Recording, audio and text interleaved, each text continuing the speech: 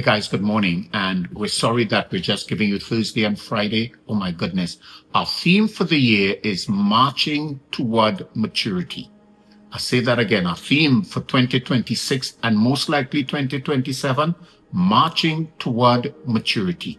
And the reason we're going in this direction is that we've got to get each other working together to ensure that we arrive at the space and place that God intended. Our text for this week would be Ephesians 4:11 to 13. Now, these are the gifts Christ gave to the church: the apostles, the prophets, the evangelists, and the pastors and teachers. Their responsibility is to equip God's people to do his work and to build up his church, the body of Christ. This will continue until we all come to such unity in our faith and knowledge of God's Son that we will be mature in the Lord, measuring up to the full and complete standard of Christ. And a lot of times I hear Christians comparing themselves with each other, and the comparison is false.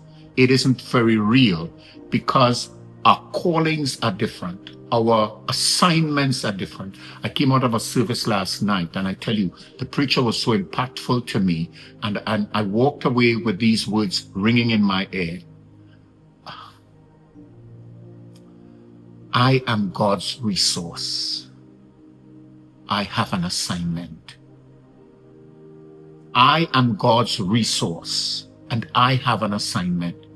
I'm a different resource to everybody else, and my assignment is slightly different. We're all working towards the overall plan and goal of God, but my own is a little different. And so I need teachers, I need apostles, I need prophets in my life, because their work is to mature us so that we become up to the standard of Christ.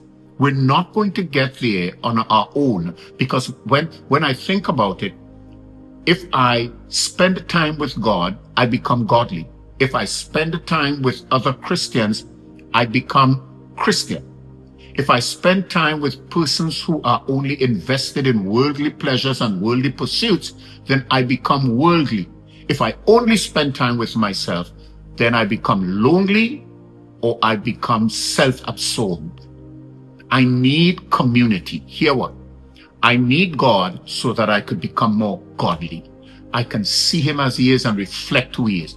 I need other Christians, not perfect people, but other Christians striving towards maturity as well, because I need to have community, because maturity happens in community. So I need community, but I also need something to build my spiritual muscles, and that means I need to fight, I need to struggle, I need to wage warfare.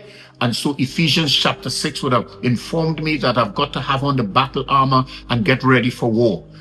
But also, I need myself. I need my identity. I need personality. I need my assignment. I need to recognize that I am a resource. I am God's resource. So when I have all of that, I have muscles, spiritual muscles, that is. I have connection with God, I have connection with the brethren, and I am self-motivated to do the things that God wants me to do. So hear what it says. I need these leaders. And you say, but you're a pastor. You don't need leaders. The people who are following, the people who don't have that calling need you.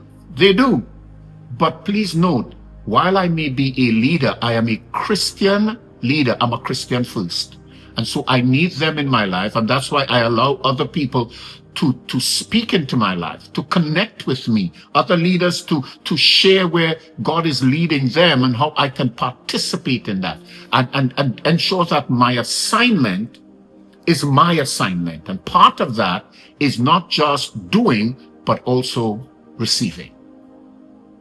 Because we're all pressing, pushing, struggling to the mark of the standard of Christ. I know I'm a little long this morning, but bear with me. If we get this thing right, you begin to appreciate that the teaching, the influence, the discipleship continues. Hear what the Bible says. This, in verse 13, it says, this will continue until we all come 2. This will continue. It means that this is not a one-off. This is not a pelter thing here. No. We're marching towards maturity.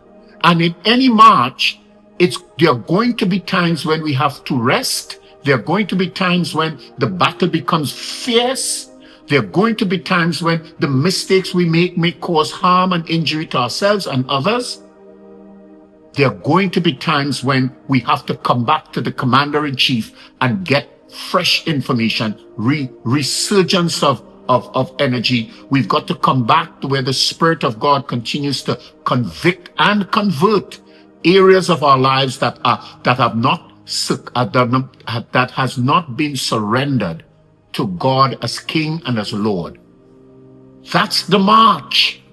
It means that I'm constantly facing God, pushing every sinew of my being to ensure that I get to where God would have me. So for this year and for every year following, while we may change theme, the general idea is we're marching toward maturity. Come join me on that march in Jesus' name.